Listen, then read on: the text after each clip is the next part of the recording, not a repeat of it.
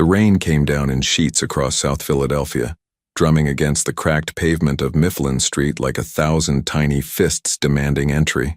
Lily Carter stood under the narrow awning of Chen's Electronics, clutching a plastic shopping bag against her chest as if it contained something precious. In a way it did, or at least it had until 15 minutes ago. Inside the bag was $320 in cash. Crumpled 20s, a few 10s, and a handful of 5s that smelled faintly of the register cleaner Mr. Chen used. It wasn't much. It definitely wasn't enough, but it was all she had managed to scrape together after selling the one thing she owned that still held any real value: her phone. Lily looked through the rain-streaked window of the electronics shop one last time. She could see Mr. Chen behind the counter, already wiping down the Samsung Galaxy she'd handed over just moments before. Her Samsung Galaxy. The screen protector had a tiny crack in the corner from when she'd dropped it rushing to catch the bus last month. The rose gold case was slightly faded on the edges from being gripped too tightly during anxious moments, and there had been so many anxious moments lately. She turned away from the window and stepped out into the November rain, immediately feeling the cold water seep through the worn canvas of her second-hand sneakers. The temperature had dropped 15 degrees since her shift started at the diner that morning, and the weather forecast, which she'd checked on her phone before selling it, in one final moment of connectivity to the digital world, had promised it would only get colder. November in Philadelphia was unforgiving. The city wore its gray winter coat early and refused to take it off until late March, sometimes April. The row houses lining Mifflin Street looked especially dreary in the afternoon gloom, their brick facades darkened by rain, their windows glowing with warm yellow light that seemed to mock anyone caught outside in the weather. Lily pulled her thin jacket tighter and started walking toward the bus stop on Passyunk Avenue. Each step sent little splashes up the backs of her legs, soaking through her work pants. Black polyester that had seen better days but still passed inspection for her waitressing job at Sal's Diner on Market Street. Her mind raced as she walked, doing the mental arithmetic she'd done 100 times already but couldn't seem to stop repeating. Rent, $850, due 3 days ago. Late fee, $75. Total needed, $925. Cash in the bag, $320. Tips from the last 2 weeks hidden in an envelope under her mattress, $215. That made $535 total, still short by $390. The numbers didn't add up no matter how many times she rearranged them in her head. They hadn't added up yesterday. They wouldn't add up tomorrow. And Gerald Morrison, her landlord, had made it abundantly clear when he'd knocked on her door that morning, loudly, aggressively, with the kind of pounding that made her elderly neighbor Mrs. Patterson peer out from behind her chained door, that he was done waiting. "Friday, Ms. Carter," he'd said, his thick arms crossed over his chest, his breath visible in the cold hallway of the apartment building. "I need the full amount by Friday at noon, or I'm starting eviction proceedings." I've been more than patient. Patient. Lily almost laughed at the word now as she hurried down the rain-soaked street. Gerald Morrison had been many things over the past 6 months since she'd moved into the studio apartment on the 3rd floor of his building, but patient wasn't one of them. He'd raised the rent twice in that time, first by $50 because property taxes went up, then by another $30 because heating costs aren't what they used to be. She'd paid on time for the first 4 months, even when it meant choosing between groceries and keeping the heat above 60 degrees. But then came September, and with September came the unexpected expense that changed everything. The pregnancy test, then the doctor's appointment, then the ultrasound. Lily's hand unconsciously moved to her lower abdomen as she waited at the crosswalk for the light to change. 16 weeks now, 4 months. She wasn't showing much yet. Her baggy work uniform hid the slight curve of her belly, but she could feel the difference. The constant fatigue, the occasional nausea that hit at the worst possible moments, the way her body was slowly transforming into something both familiar and utterly foreign. The light changed and she crossed the street, dodging puddles that reflected the gray sky above. A SEPTA bus rumbled past, spraying dirty water from its wheels, and Lily had to jump back to avoid being soaked completely. She checked her wrist out of habit, looking for the time, before remembering she didn't have her phone anymore. No phone meant no clock, no alarm, no way to check her work schedule, no GPS to navigate the city, no music to drown out the noise of her thoughts during the long bus rides between home and work. No photos. That was the worst part. The ultrasound photo she'd saved as her phone's wallpaper was gone now. She had a printed copy tucked into her wallet. The technician at the community health clinic had given her 2 prints, both grainy black and white images that looked more like abstract art than a baby. But the digital version had been special. She could zoom in on it, study the tiny profile, the curve of what might have been a nose, the mystery of new life growing inside her. Now that image was in the hands of whoever Mr. Chen sold the phone to next. The thought made her stomach turn, though she tried to push it away. She'd done a factory reset before handing over the phone. Mr. Chen had watched her do it, his wrinkled hands drumming impatiently on the counter while the device wiped itself clean. All her photos, all her contacts, all her messages, gone, erased, as if the last 3 years of her life in Philadelphia had never existed. But had the reset worked completely? The question nagged at her as she finally reached the bus stop and huddled under its minimal shelter, alongside 2 other rain-soaked commuters. She wasn't particularly tech-savvy. She knew how to use her phone for the basics: calls, texts, social media, taking photos. But the deeper functions had always been a mystery. What if some file remained buried in the device's memory? What if the new owner could somehow recover her deleted photos? Stop it, she told herself firmly. You did what you had to do. The phone is gone. That part of your life is gone. Focus on what's in front of you. What was in front of her was a wet bus bench, a growing puddle at her feet, and the harsh reality that even after selling one of her last valuable possessions, she still didn't have enough money to keep a roof over her head. The bus arrived 10 minutes late, as Philadelphia buses often did. Lily climbed aboard, fed her fare card into the reader, and found a seat near the back. The bus was crowded with evening commuters, people heading home from office jobs, teenagers in school uniforms laughing too loudly, a young mother trying to calm a crying toddler while balancing an overstuffed diaper bag. Lily watched the mother with a mixture of fear and longing. In 5 months, that would be her. Exhausted, overwhelmed, trying to manage an infant while navigating public transportation and work schedules and all the impossible logistics of single parenthood. Single parenthood. The words felt heavy, even just thinking them. She hadn't planned for this, hadn't planned for any of this. The father, she could barely bring herself to think of him in those terms, was out of the picture, completely and irreversibly out of the picture. Their encounter had been brief, impulsive, the result of too many drinks at a club she'd gone to with her coworker Daniela after a particularly brutal double shift. She barely remembered his face, just fragments: dark hair, expensive cologne, a smile that had seemed charming in the moment but now felt like evidence of her own poor judgment. She didn't even know his last name, didn't have his number, couldn't find him if she wanted to, and she didn't want to. What would she even say? Hey, remember that night 6 months ago? Surprise, you're going to be a father? No, this was her responsibility now. Her choice, her consequence, her future. The bus lurched to a stop at Market Street and Lily stood, gripping the overhead rail as the vehicle swayed. She exited into the rain once more, this time with only 2 blocks to walk before reaching Sal's diner. The diner appeared through the downpour like a beacon of warm light and familiar comfort. Its neon sign, a retro-style script reading Sal's with a coffee cup underneath, flickered slightly but still glowed red against the gray evening. The windows were fogged with condensation from the warmth inside, and through them Lily could see the familiar shapes of booths filled with early dinner customers. She pushed through the front door, immediately hit by the smell of coffee, frying bacon, and the cinnamon rolls that Sal made fresh every afternoon. The warmth of the diner wrapped around her like a blanket, and for a moment, just a brief, blessed moment, some of the tension in her shoulders eased. Lily, thank God.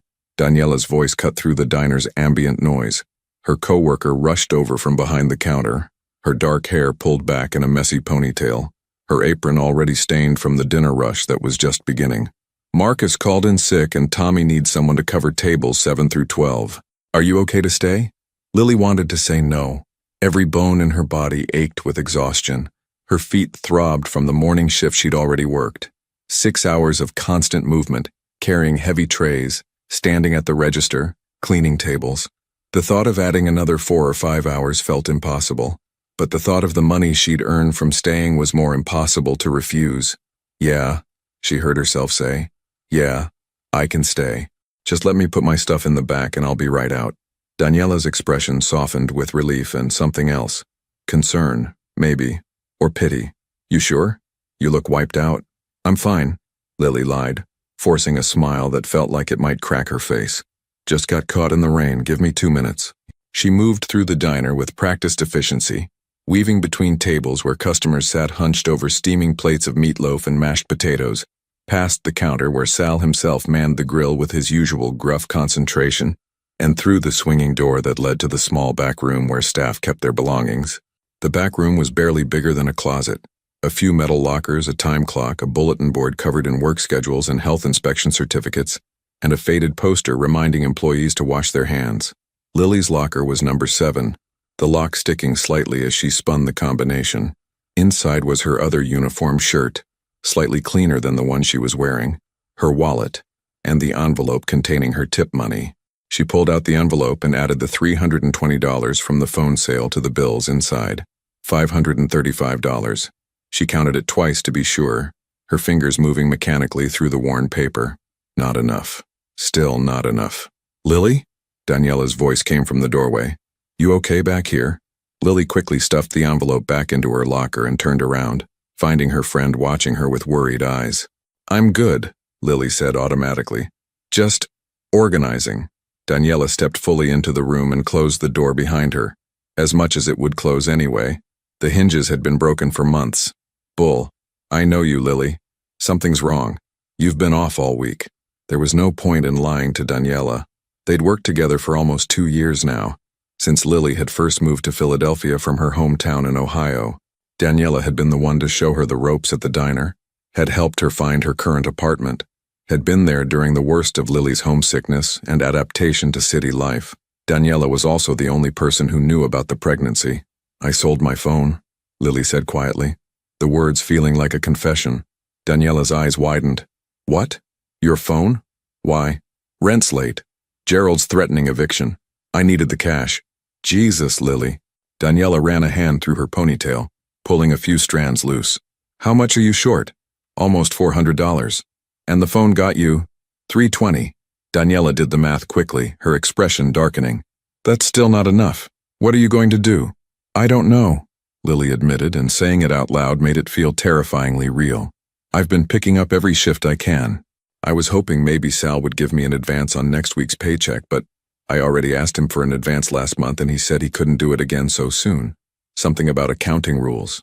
What about family? Could you call your mom? Maybe ask—" "No."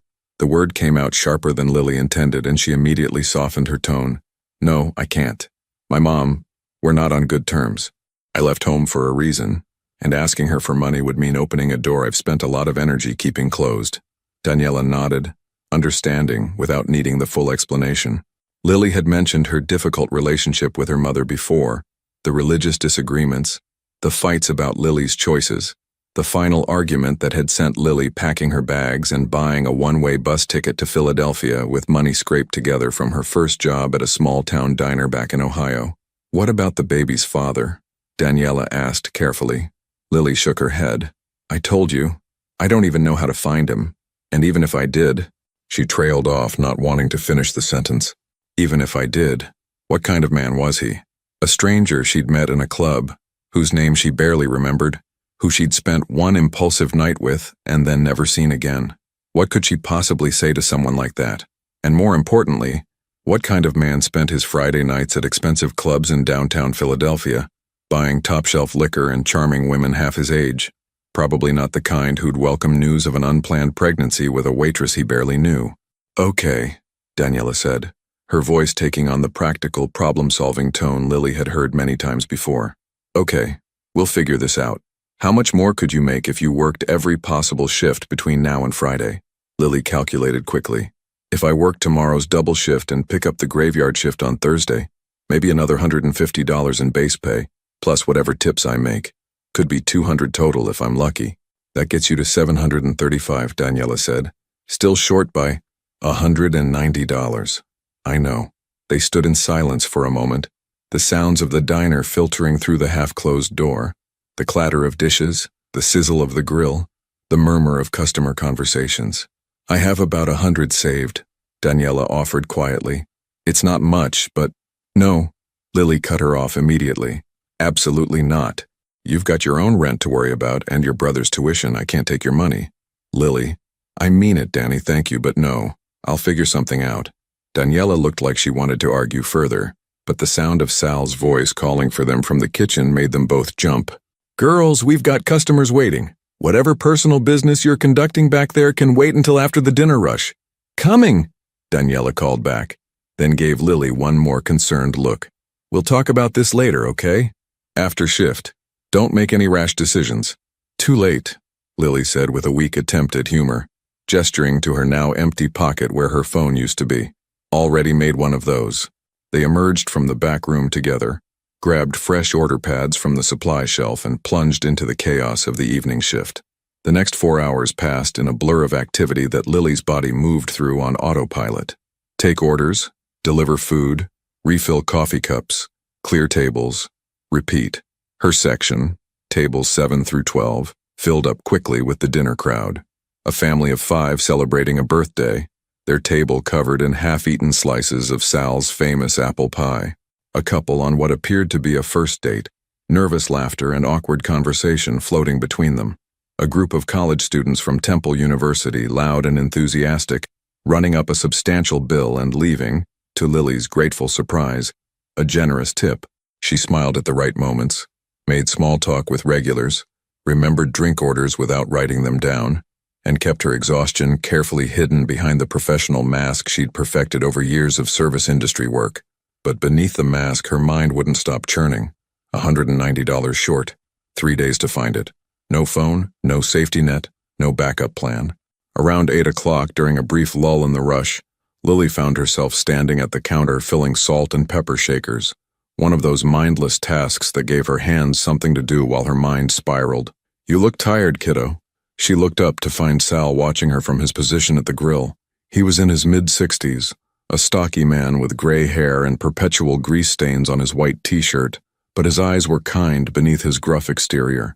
Long day, Lily said, forcing another smile. Long month, more like, Sal observed, flipping a burger with practiced ease. You've been working doubles almost every week. That's not sustainable, you know. I'm okay. You're not okay. You're running yourself into the ground. He studied her with the same assessing look he used when checking if his steaks were properly seared. Money trouble? Lily considered lying, but what was the point? Sal had owned this diner for 30 years. He'd seen hundreds of employees come and go, had witnessed every kind of personal crisis imaginable play out in the narrow space between the kitchen and the dining room. Rent's late, she admitted quietly, glancing around to make sure no customers were listening. Landlord's threatening eviction. Sal grunted, transferring the burger to a plate with lettuce and tomato. How much you need? I didn't ask if you could. I asked how much you need. Lily's throat tightened. It's a lot. Give me a number, Carter. Almost $200. Sal was quiet for a moment, assembling the burger order, adding fries, drizzling sauce with the precision of someone who'd done this 10,000 times. Then he said, I can give you $150 advance on next week's check, but that's it. I'm already pushing it with the accountant as is. The rest you'll have to figure out on your own. Lily felt tears prick at the corners of her eyes and she blinked them back furiously. Sal, thank you. Really. I'll work extra shifts, Yeah. He waved a spatula dismissively. Just don't make a habit of this. And take care of yourself. You look like hell, and that's not good for business. It was the closest thing to affection Sal ever expressed, and Lily understood it for what it was. Genuine concern wrapped in gruff practicality. I will, she promised. Thank you. She worked the rest of the shift with marginally less anxiety pressing down on her chest. $150 from Sal meant she'd have $685 total, still $40 short of Gerald's demands, but close enough that maybe she could negotiate. Offer the bulk of it now and promise the rest within the week. It wasn't ideal. It wasn't even good, but it was something. The dinner rush finally tapered off around 9:30. Daniela had already left. Her shift ended at 9, and the closing crew was starting their nightly routine of wiping down tables and sweeping floors. Lily counted her tips from the evening and found $63 in cash, a better haul than expected. She made her calculations one final time. Previous savings, $535. Tonight's tips, $63. Sal's advance, $150. Total, $748. Gerald needed $925 by Friday noon. She was short by $177. Still not enough, but closer. So much closer. Lily clocked out at 10:15, retrieved her jacket from the back room, still damp from the earlier rain, and stepped out into the November night. The rain had stopped, leaving the streets slick and reflective under the amber glow of streetlights. The temperature had dropped even further, and Lily's breath came out in visible puffs as she walked toward the bus stop. The city felt different at night, quieter in some ways, louder in others. Car horns still blared in the distance. A siren wailed somewhere toward Center City. But the daytime hustle had given way to something more subdued, people hurrying home, shops closing their security gates, the gradual dimming of commercial activity. Lily waited at the bus stop alone this time, hugging herself against the cold. Without her phone to distract her, she had nothing to do but stand there with her thoughts. Thoughts about the baby growing inside her. Thoughts about the precarious edge she was balanced on. One bad week away from homelessness. One unexpected expense away from catastrophe. Thoughts about the man who'd fathered this child. Whoever he was, wherever he was, completely unaware that his life was about to become irrevocably connected to hers, whether he knew it or not. She wondered if he'd sold the phone by now, wondered if someone was using it right at this very moment, scrolling through a wiped-clean device with no idea of the history it carried, the desperation that had forced its sale, the life that had been captured in its memory before everything was erased. The bus arrived and Lily climbed aboard for the third time that day. The ride back to South Philadelphia took 25 minutes, the bus making its stops and starts, picking up the night shift workers heading to their jobs and dropping off the day shift workers heading home. By the time Lily reached her stop and walked the final 3 blocks to her apartment building, it was nearly 11 o'clock. The building looked tired in the darkness. A 4-story brick structure with peeling paint around the windows and a front door that didn't quite close properly unless you slammed it. She climbed the 3 flights of stairs slowly, her exhaustion finally catching up with her now that the day was nearly over. The hallway on her floor smelled like curry from apartment 3B and cigarette smoke from somewhere down the hall, even though smoking was technically prohibited in the building.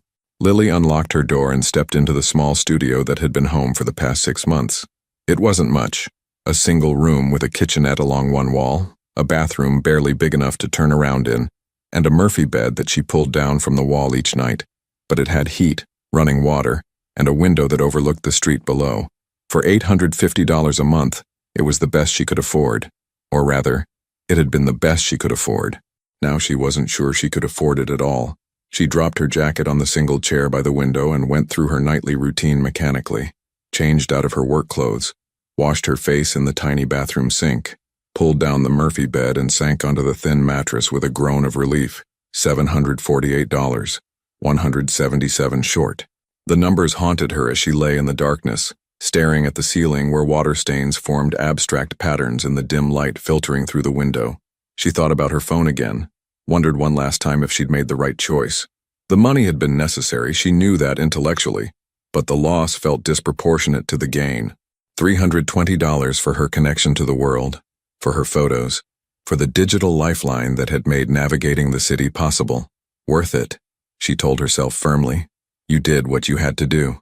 But as sleep finally began to claim her, dragging her down into uneasy dreams, a small voice in the back of her mind whispered a question she couldn't quite silence. What if someone finds the ultrasound image? What if they come looking? The thought should have terrified her.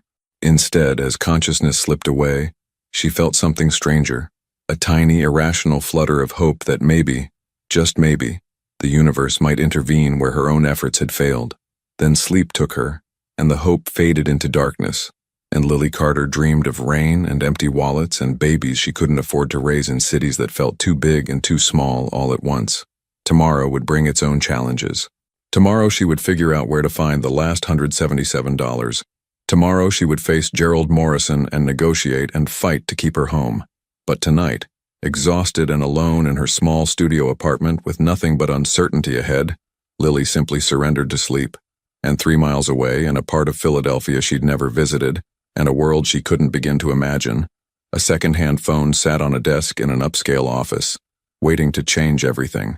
Ethan Blackwood's office occupied the top floor of a renovated warehouse building in Northern Liberties, a neighborhood that had transformed over the past decade from industrial wasteland to one of Philadelphia's most sought-after commercial districts.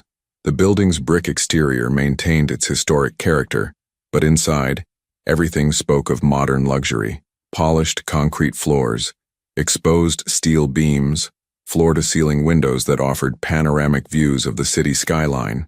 From his desk, Ethan could see the Benjamin Franklin Bridge stretching across the Delaware River, its lights just beginning to illuminate against the darkening November sky. It was Wednesday evening, approaching 6 o'clock, and the legitimate businesses he owned throughout the city were closing for the day.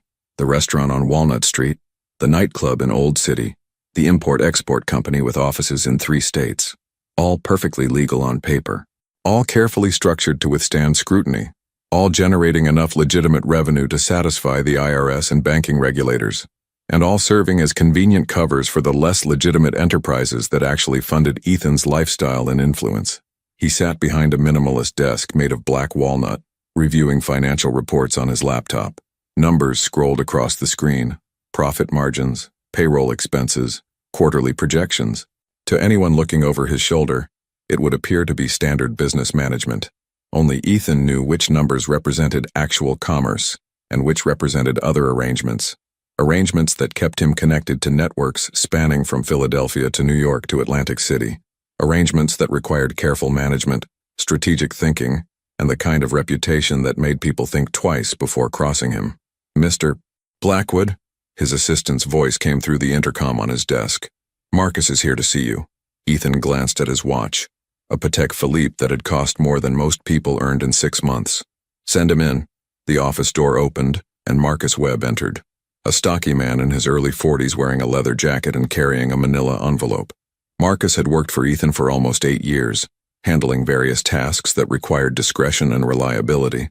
He closed the door behind him and crossed to the desk. Got the weekly reports from the clubs, Marcus said, setting the envelope down. Numbers are good. Saturday night at Apex was the best we've had all month.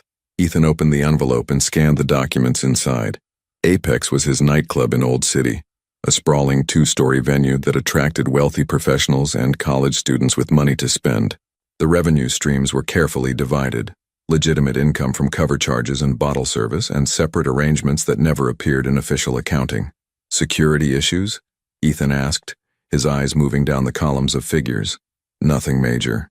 Had to escort out a couple guys who got too aggressive with some women at the bar, but the bouncers handled it before it became a real problem.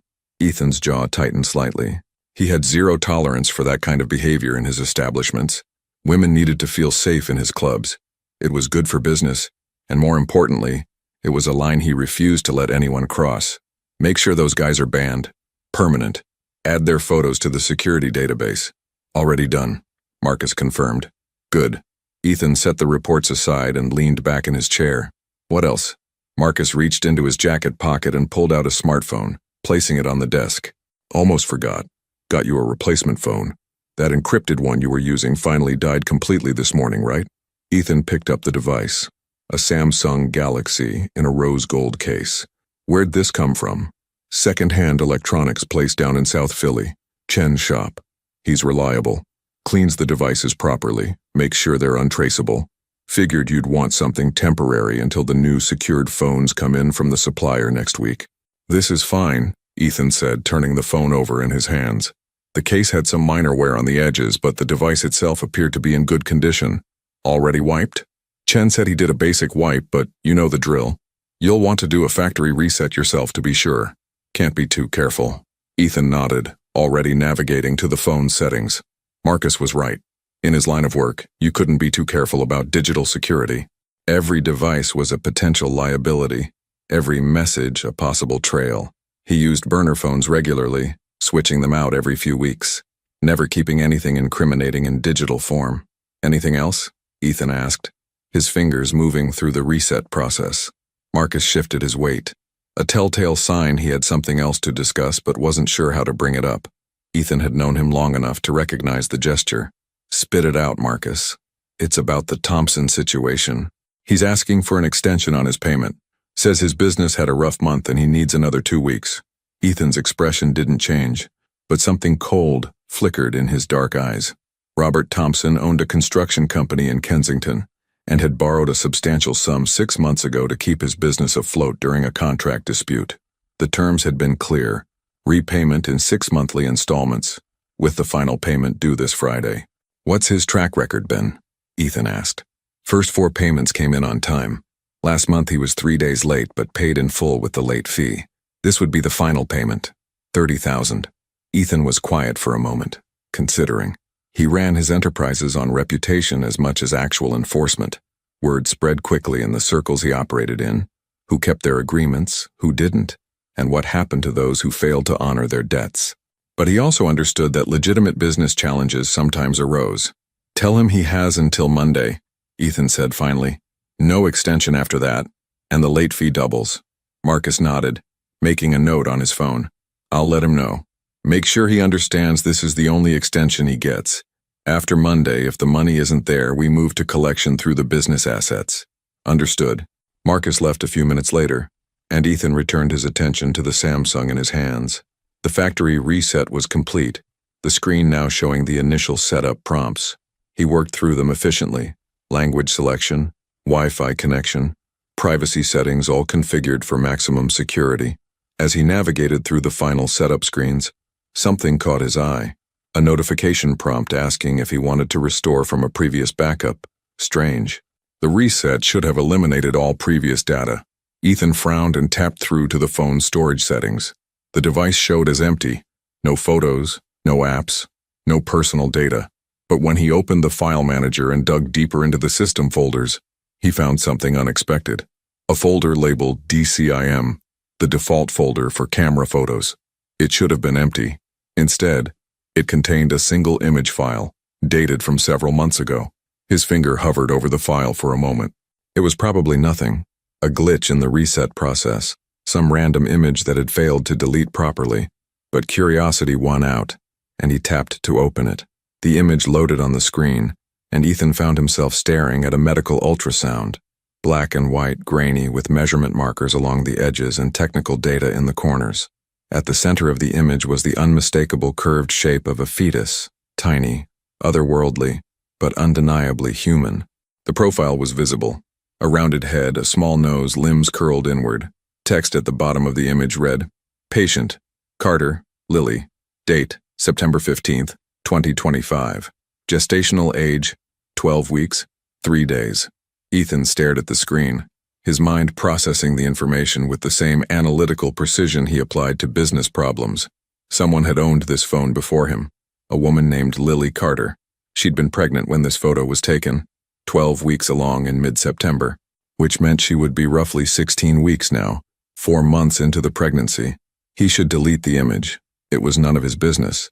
Some woman's private medical information, accidentally preserved through an incomplete data wipe.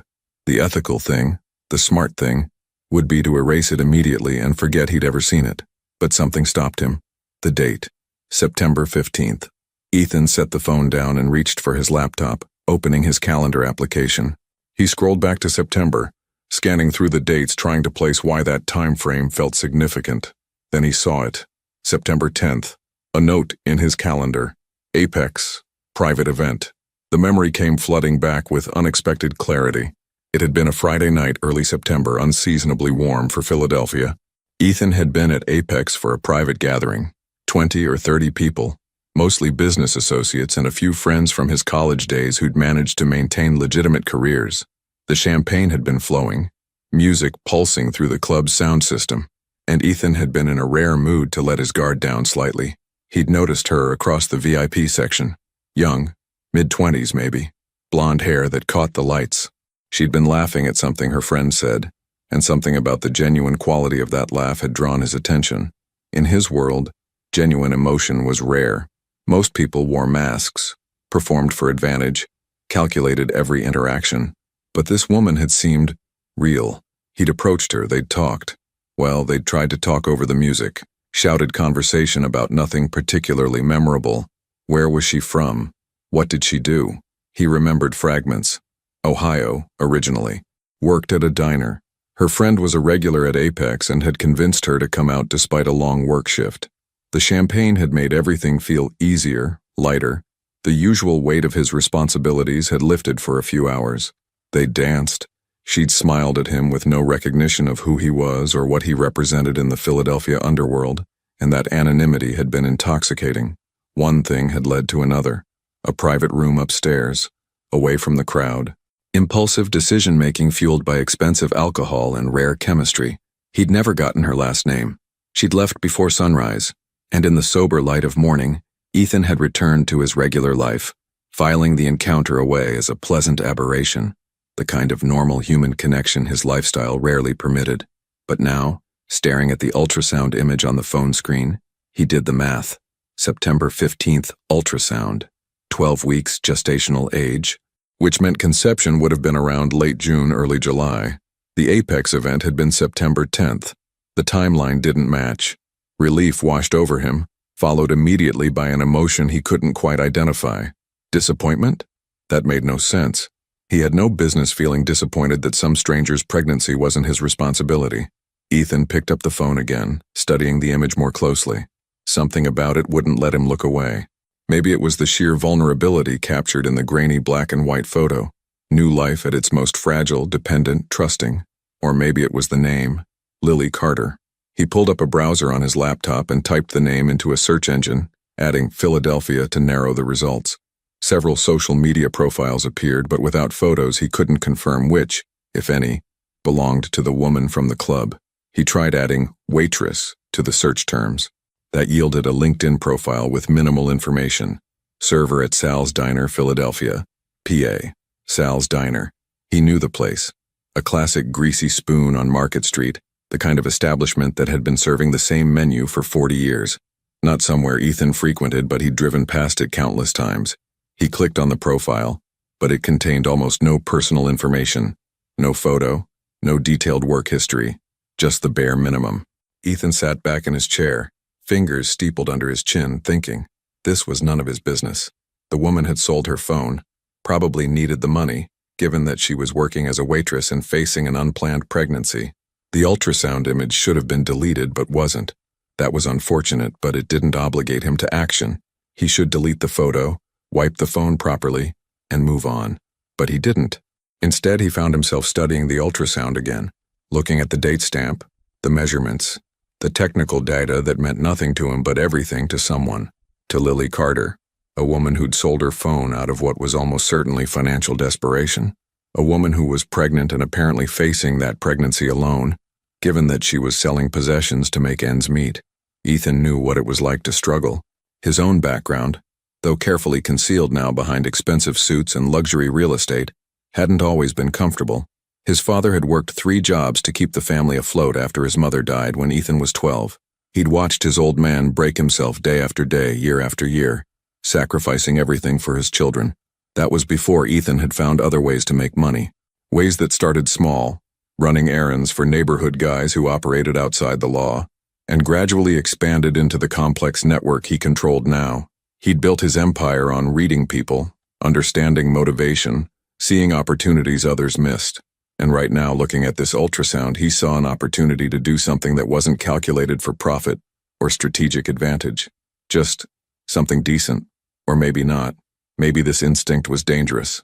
Getting involved in a stranger's life because of a deleted photo that should never have existed, that wasn't decent. That was invasive. Ethan closed his eyes and rubbed his temples. When had he become someone who overthought a simple decision? Delete the photo or don't. Help the woman or don't. Stop circling the question like it was some complex business negotiation. He opened his eyes and looked at the ultrasound one more time. 12 weeks, 3 days. Patient, Carter, Lily. Damn it, he muttered. Ethan picked up his office phone and dialed Marcus's cell. Yeah, boss? Marcus answered on the second ring. That electronics shop where you got this phone. Chen's, you said? Yeah, down on Mifflin Street. Why? I need you to go back there tomorrow morning. Find out who sold this specific device. Get a name, address, any information Chen has on file. There was a pause. Is there a problem with the phone? No problem. Just need to track down the previous owner. Something they might want back. You want me to handle returning it to them? Ethan considered this. The smart play would be to let Marcus handle it. Have him return the ultrasound photo to Lily Carter with some explanation about incomplete data deletion. Keep Ethan's involvement minimal and indirect. But something in him resisted that approach. If he was going to do this, whatever this was, he needed to do it directly. No, he said. Just get me the information. I'll handle the rest. Understood. I'll have it for you by tomorrow afternoon. Ethan ended the call and sat in the quiet of his office, the city lights beginning to glow more brightly as full darkness settled over Philadelphia. He looked at the ultrasound again, then carefully saved the image to the phone's photo gallery. Not deleted, preserved. Waiting. This was irrational. He knew that. Getting involved with some waitress's personal situation because of a random photo on a second-hand phone. It made no sense from any strategic perspective.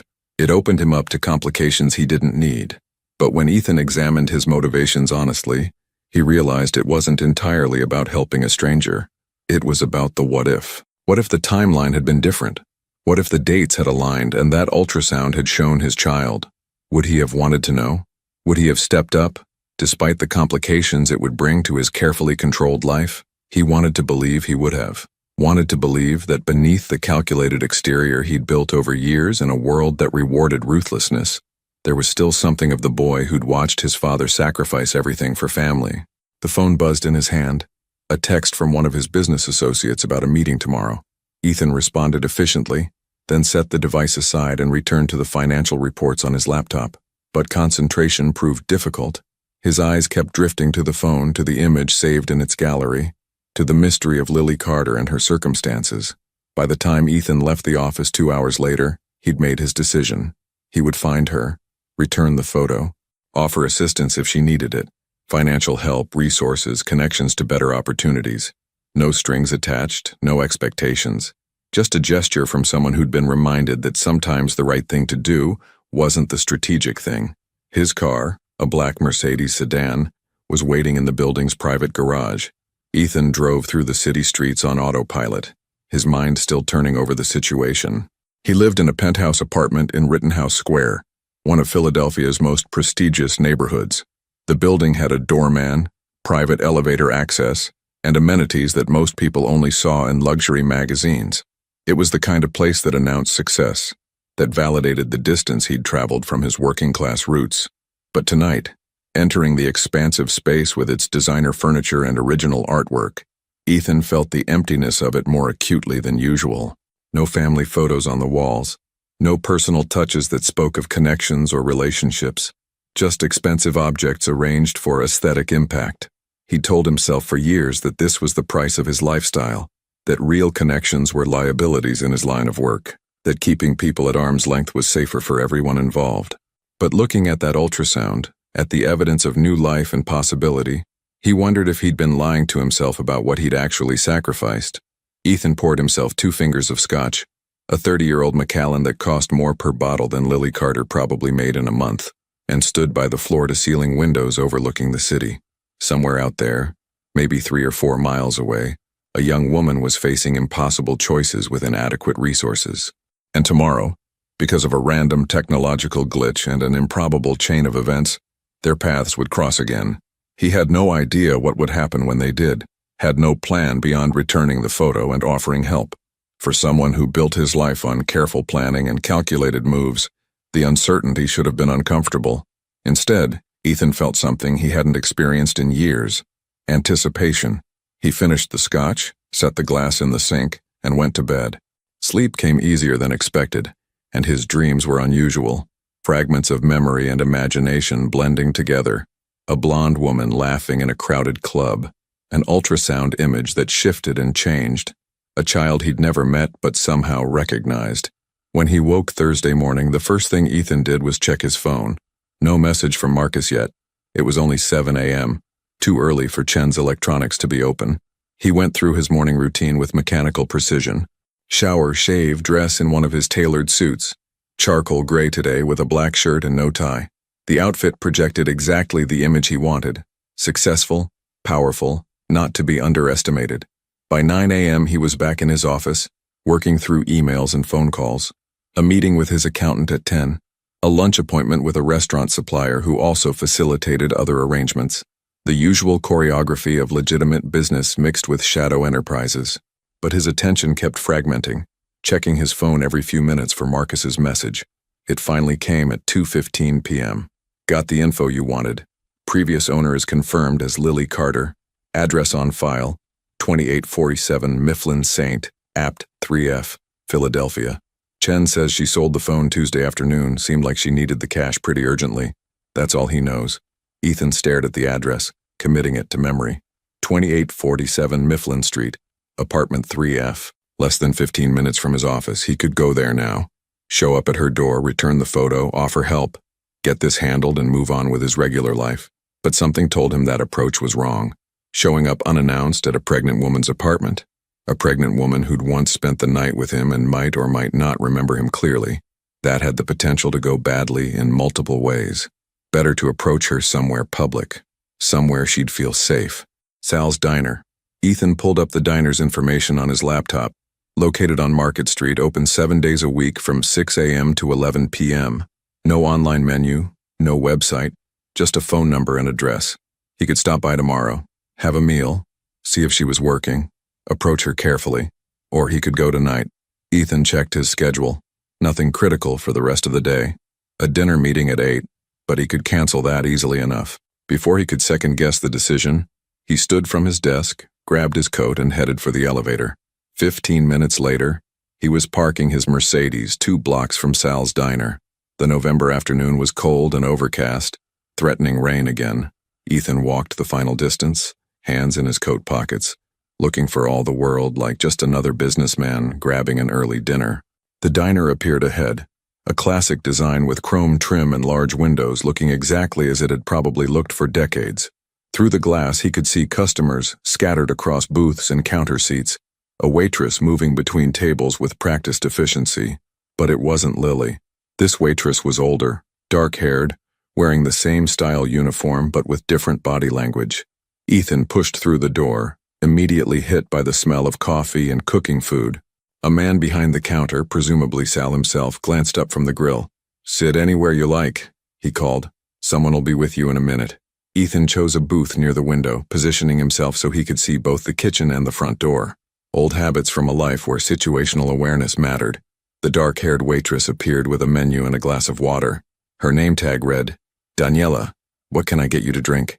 she asked, her tone professional but friendly. "Coffee, black," Ethan said, then carefully casual. "Is Lily working tonight?" Daniela's expression shifted subtly, a flicker of something protective crossing her features. "Lily, why are you asking?" "I'm an old acquaintance," Ethan said smoothly. "Thought I'd say hello if she was here." The waitress studied him with open skepticism, her eyes taking in his expensive coat, his confident posture, the general aura of money and power that Ethan knew he projected whether he wanted to or not. "She's not working tonight," Daniela finally said. "She'll be in tomorrow morning. 6 a.m. shift." "Thanks," Ethan said, offering a polite smile. "I'll come back then." Daniela nodded slowly, still looking like she was trying to decide if he represented some kind of threat, then went to get his coffee. Ethan sat in the booth for another 20 minutes, ordering a burger he didn't particularly want just to maintain the cover of being a normal customer. The food was better than expected, simple but well prepared, the kind of honest cooking that had kept places like this in business for generations. As he ate, he watched the rhythm of the diner, the easy banter between staff, the regular customers who knew exactly what they wanted, the comfortable, worn-in quality of an establishment that had found its niche and stayed there. Lily worked here, served coffee and burgers to people like him, smiled through exhaustion and collected tips that probably made the difference between making rent and falling short. And tomorrow morning, at 6 a.m., he would see her again.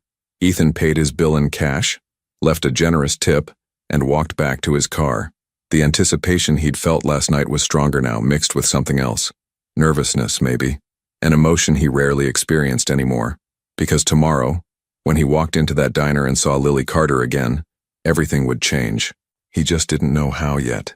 Friday morning arrived cold and gray, the kind of November dawn that made Philadelphia feel like it existed in perpetual twilight. Lily had been at Sal's Diner since 5:45, preparing for the breakfast rush that would start around 6:30, when the construction workers and early commuters began filtering in. She'd slept poorly, her mind churning through financial calculations and worst-case scenarios. Today was the deadline. Gerald Morrison expected his money by noon, and she was still short. Even with Sal's advance, even with every dollar she'd scraped together, she remained about $40 away from what she needed. The morning shift had started quietly. A couple of regulars at the counter, nursing coffee and reading newspapers. Lily moved through her routine on autopilot, refilling cups, taking orders, forcing smiles that felt increasingly brittle. At 6:15, the door chimed and Lily glanced up from the order pad. The man who entered made her freeze mid-step. He was tall, wearing an expensive-looking dark coat, his presence somehow filling the modest diner despite the empty tables around him. Dark hair, strong features, an air of controlled confidence that seemed out of place among the working-class breakfast crowd.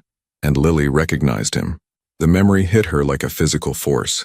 The club in September, too many drinks, a conversation she barely remembered, a decision she'd regretted the moment sobriety returned. She'd told herself she'd never see him again, that their paths would never cross in a city as big as Philadelphia. But here he was, walking directly toward her section, his dark eyes locked on hers with unmistakable recognition. Lily Carter? His voice was deep, measured, the kind of voice accustomed to being heard. She couldn't speak. Her throat had gone completely dry. "We need to talk," he said quietly, gesturing to an empty booth. "Please." Lily's first instinct was to run, to drop her order pad and disappear into the kitchen. Let Daniela handle this, pretend she'd never seen him. But her feet wouldn't move, and somewhere beneath the panic, a terrible certainty was forming. He knows. Somehow, he knows. She found her voice, barely above a whisper. "How did you find me?" "Your phone," he said, and pulled a familiar rose gold device from his coat pocket. "I bought it from a second-hand shop. There was something on it you might want back." Lily felt the blood drain from her face. The ultrasound. The factory reset hadn't worked completely. "Oh God. I don't understand," she managed. "What do you want?"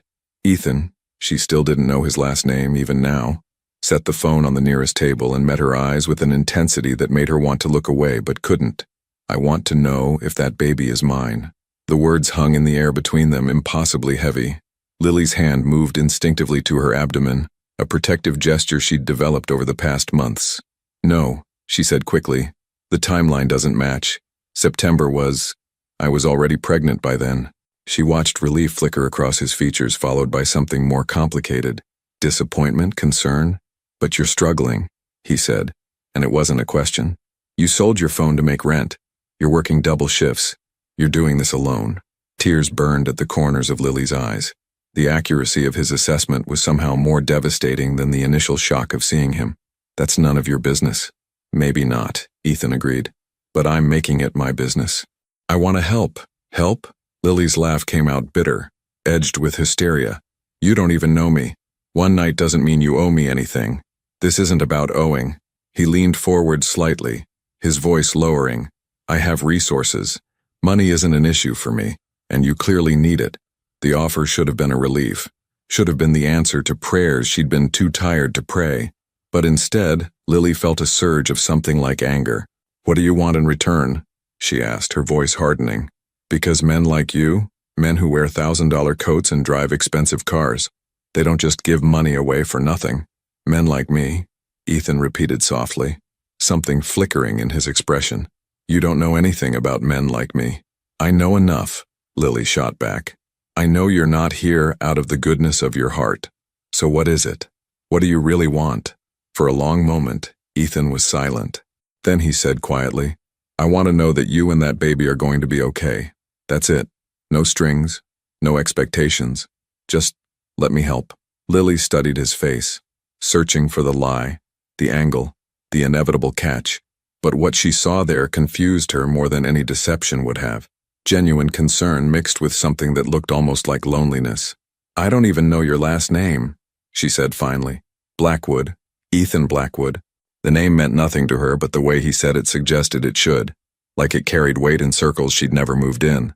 "Why?" she asked. "Why do you care?" Ethan was quiet for a moment, then said, "Because someone should, and because I can." It wasn't a complete answer. Lily knew that. But standing there in the early morning light of Sal's diner, exhausted and desperate, and running out of options, she found herself considering something she'd sworn she'd never do, accept help from a stranger. "I need to think," she said. "Take your time," Ethan replied, and slid a business card across the table. "My number. Call me when you're ready." He stood to leave, then paused. "For what it's worth, Lily, I'm sorry you're going through this alone. You shouldn't have to be." Then he was gone, the door chiming behind him, leaving Lily standing in the middle of the diner with a business card in her trembling hands and a decision that felt impossible to make. Trust a stranger with resources she desperately needed? Or keep struggling alone the way she'd been doing until something finally broke? Outside, the November sun was beginning to rise over Philadelphia, painting the gray sky with hints of pale gold, and Lily Carter stood at a crossroads holding a stranger's business card, wondering if this was salvation or something far more dangerous. 3 weeks later, December arrived in Philadelphia with the first real snow of the season. Lily stood at her apartment window, watching fat flakes drift past the glass. The apartment she'd managed to keep thanks to help that had appeared exactly when she needed it most. After Ethan's appearance at the diner, she'd found an envelope in her locker. No note, just the exact amount she'd needed to satisfy her landlord and buy herself breathing room. She'd called the number on his business card 3 days later. That first conversation had been awkward, uncertain, but it led to another, and then another. Ethan had asked to be involved, not as the father, they'd both been clear about that, but as someone who wanted to help. Now, checking her reflection before their next prenatal appointment, Lily could see the visible changes. At 19 weeks, she was unmistakably pregnant, her body's transformation no longer something she could hide. Her new phone buzzed with a text from Ethan. "Outside when you're ready." She grabbed her coat and headed downstairs to find his Mercedes waiting. He got out to open her door, a gesture that had felt absurd at first, but now seemed natural. "Morning," he said, and she noticed the tiredness in his face, dark circles, tension in his shoulders. "You okay?" she asked as they drove toward the clinic. "Long week. Nothing to worry about." But Lily was learning to read him, to see beneath the careful control. Something was bothering him, though he wouldn't say what. At the clinic, they went through the familiar routine. Weight check, blood pressure, questions about symptoms. Dr. Patel arrived with her warm smile, reviewing Lily's chart. "Everything looks excellent," she said after the examination. "Let's do an ultrasound to check the baby's development." The technician arrived with the machine and soon the screen flickered to life. The baby was so much bigger than the last ultrasound Lily had seen. Clearly human now, with a head, spine, limbs that moved and kicked. "Very active," the technician commented. "Would you like to know the sex?" Lily looked at Ethan, suddenly uncertain. He wasn't the father, but somehow his opinion mattered. "Do you want to know?" she asked him. Ethan seemed surprised to be consulted. "Only if you do." "Yes," Lily told the technician. "I want to know." The technician studied the screen carefully, then smiled. "Congratulations, you're having a girl." A girl. The word settled over Lily like snowfall, transforming everything. Suddenly the future became concrete in a way it hadn't been before. A daughter. She felt Ethan's hand find hers, and when she looked at his face she saw unguarded joy, mixed with something that looked like grief. They drove back in thoughtful silence, both processing the news. Once parked outside her building, Ethan didn't start the engine immediately. "I need to tell you something," he said quietly. "About my work, about who I really am. Things that might change how you see me." Lily's heart rate picked up. "Okay. Not today. I need to handle some things first, but soon. You deserve the full truth." "That sounds ominous." "It's honest," Ethan said. "I want to be there when she's born, to help you raise her if you'll let me. But you need to know who you'd be letting into your life." The declaration should have terrified her. Instead, Lily felt something warm unfold in her chest. Something like hope. "1 week," she agreed. "Then you tell me everything." The following Friday, Ethan arrived at her apartment looking more anxious than she'd ever seen him. Lily let him in, gesturing to the small couch. "Coffee? Tea?" "Nothing, thanks." He remained standing. "Lily, I need to tell you some things. And after I do, I need you to be honest about whether you still want me in your life." Lily sat, hands folded over her belly. "I'm listening." Ethan took a breath and began. He told her about his business, the restaurants and clubs that were legitimate, and the other operations that existed in legal gray areas. Loans with interest rates no bank would approve, connections to people who operated outside the law, a careful balancing act he'd maintained for years. He told her about growing up poor in Kensington, watching his father work 3 jobs after his mother died, about getting involved with the wrong people as a teenager, making money in ways that started small and gradually expanded into something bigger. And finally, he told her about a recent problem. Someone had filed a complaint with the police, claiming illegal lending practices. An investigation might be coming. Everything he'd built could come crashing down. When he finished, silence filled the apartment. "Say something," Ethan finally said. "Please." Lily was quiet, then asked, "Have you ever hurt anyone? Physically, I mean?" "No." That's a line I've never crossed. But you've threatened people. Yes. Made it clear what consequences would follow if agreements weren't honored. Lily stood, moving to the window. Why tell me this? You could have just helped quietly. Let me think you were a successful businessman. Because you deserve honesty, Ethan said. And because if I'm going to be part of your daughter's life, it has to be built on truth. Lily turned to face him, tears on her cheeks though her voice remained steady.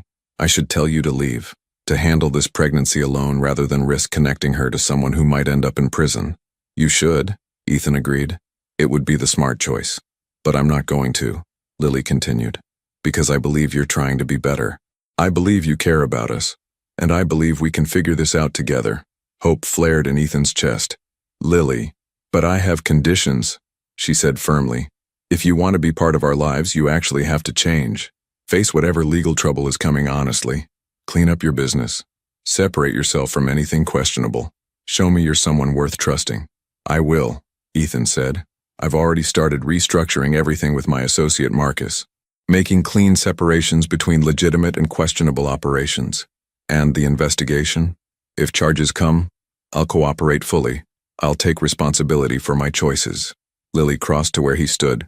Then we do this together. But if you ever lie to me again, we're done. Complete honesty or this doesn't work.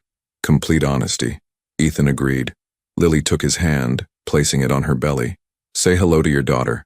Ethan felt a small flutter against his palm, the baby moving, real and precious. Hello, he whispered. I'm Ethan, and I promise I'm going to be someone you can be proud of. 2 months later, February in Philadelphia was brutal, but inside Pennsylvania Hospital's birthing center, Lily Carter was focused on something far more important than weather. You're doing great, the nurse encouraged. Just a few more pushes. Ethan stood beside the bed, holding Lily's hand through the contractions. He'd been there for 12 hours from the moment her water broke and she'd called him in a panic. Okay, Lily, Dr. Patel said from the end of the bed. On the next contraction, push as hard as you can. Lily bore down with everything she had, and then suddenly the room filled with a new sound. A baby's cry, loud and indignant and beautiful. It's a girl, Dr. Patel announced. A healthy, perfect baby girl. Tears streamed down Lily's face as the nurse placed the baby on her chest. Hi, sweetheart. I'm your mama. The infant quieted at her mother's voice, tiny features adjusting to the world outside the womb. Do you want to cut the cord? Dr. Patel asked Ethan. He looked at Lily, uncertain, but she nodded, and with shaking hands, he accepted the scissors and cut where indicated. Over the next hour, the baby was cleaned, weighed, and returned to Lily's arms. 8 pounds, 2 ounces. Perfectly healthy. Have you decided on a name? The nurse asked. Lily looked at Ethan. They'd discussed this during their many conversations over the past months. Grace, Lily said softly. Grace Elizabeth Carter. It's perfect, Ethan said. As visitors began arriving, Daniela with flowers, Sal with celebratory cigars, Ethan stepped into the hallway to make a call. Marcus answered immediately. How is she? Perfect. Both of them are perfect. What's the news on the investigation? Marcus sighed. The DA's office decided not to pursue charges. Insufficient evidence. They're classifying it as a civil matter. Relief washed over Ethan. He'd cooperated fully with law enforcement, provided documentation, demonstrated that while some practices existed in ethical gray areas, nothing crossed into provable criminality. More importantly, he'd begun restructuring his entire enterprise. The legitimate businesses were growing strong enough to sustain his lifestyle without shadow operations. Those arrangements were being carefully wound down. It wasn't complete transformation, not yet, but it was real, measurable progress toward being someone Grace Elizabeth Carter could be proud to know. Thanks, Marcus. I'll be out for the next few days. Family leave. Family. Marcus repeated warmly. Congratulations, Ethan. Ethan returned to find Lily asleep, exhausted from labor, with baby Grace in a bassinet beside the bed. The room was quiet now. He settled into the hospital chair, prepared to keep watch while they slept. This wasn't the ending he'd imagined when he'd found that ultrasound image on a second-hand phone. He wasn't Grace's biological father. He and Lily weren't married, weren't even officially dating. But as he sat watching the tiny infant breathe, watching the woman he'd come to care for sleep peacefully, Ethan realized this was better than any ending he could have planned. This was a beginning. Grace stirred, making small sounds. Ethan stood, leaning over her bassinet. Hey there, he whispered. Your mom's sleeping. I'm Ethan. I've been looking forward to meeting you for months. Grace's eyes opened, unfocused, dark blue, taking in light and shapes. I want you to know something. Ethan continued softly. I'm going to be here for you, for both of you. Not perfectly, I'll make mistakes. But I'm going to try every single day to be someone worthy of being in your life. She can't understand you, you know. Ethan turned to find Lily awake, watching with a soft smile. Maybe not the words, Ethan said, but the intention matters. Yes, Lily agreed. It does. She held out her hand, and Ethan took it, their fingers intertwining. Thank you for being here, Lily said. For everything. Where else would I be? Grace began to fuss, and Lily reached for her, bringing her close. Ethan watched the intimate moment, feeling privileged to witness it. Outside the hospital window, February darkness gave way to dawn's first light. A new day beginning. A new chapter opening. It wasn't a fairy tale ending. It was something more real, more earned, more precious. A waitress who'd sold her phone out of desperation, a man trying to leave his past behind, and a baby girl who would grow up knowing she was loved and wanted, even if her family didn't look like anyone else's. Grace Elizabeth Carter, peaceful in her mother's arms, while the man who'd chosen to be her father watched over them both, already planning ways to make their world safer and brighter. It wasn't perfect, but it was redemption, and it was only the beginning.